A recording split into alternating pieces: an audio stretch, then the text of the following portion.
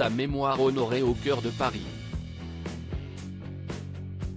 Ce vendredi 13 mai, les obsèques d'Antoine Aleno se sont tenues en la collégiale de Poissy quelques jours après sa mort tragique. Le fils de Yannick Aleno, tué par un chauffard dimanche 8 mai dans la soirée, reposera pour l'éternité aux côtés de son grand-père. Si son enterrement s'est déroulé dans le strict cadre familial, le monde de la cuisine lui a rendu un hommage spécialement émouvant.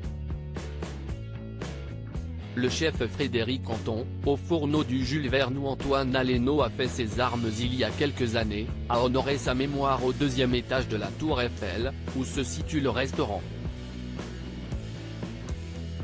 Ainsi, les cuisiniers et employés de cet établissement de luxe ont tenu des panneaux avec des lettres pour former le prénom du jeune homme de 24 ans. Une pensée pour toi mon cher Antoine, tous tes amis du Pré-Catelan et du Jules Verne vont t'accompagner pour ce voyage, a écrit Frédéric Anton sur Instagram. Cet hommage a particulièrement ému Thomas Aleno, le frère d'Antoine. Regarde mon ange, a-t-il écrit, en partageant ce cliché déchirant. À quelques heures des obsèques de son fils, Yannick Aleno a lui aussi honoré la mémoire du jeune cuisinier. Je suis fier de toi. Si est fou de regarder ta vie et de voir ton action. Tous ceux qui ont croisé ce sourire et ce regard se souviennent. Cet après-midi le monde entier va venir te saluer, je sais que vas être un peu gêné mais si est la rançon de la gloire, de ta gloire, a écrit le chef étoilé en légende d'une photo de son fils. Ton frère Thomas, ton grand frère et moi allons construire encore et encore, avec toi pour nous guider, avec ce regard de hauteur que tu as des cieux, des choses encore plus belles. Nous t'aimons et te pleurons de tous nos corps Antoine Aleno.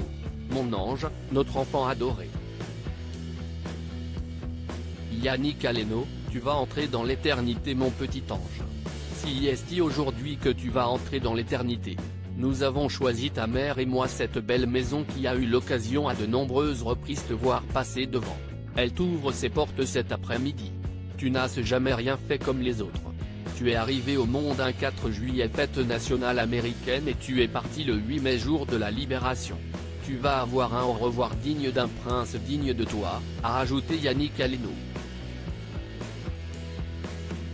Peu après la mort d'Antoine Aleno, percuté par un chauffard qui avait volé une voiture, le responsable a été mis en examen pour homicide et blessures involontaires et a été mis en détention provisoire par le parquet de Paris, selon Le Parisien.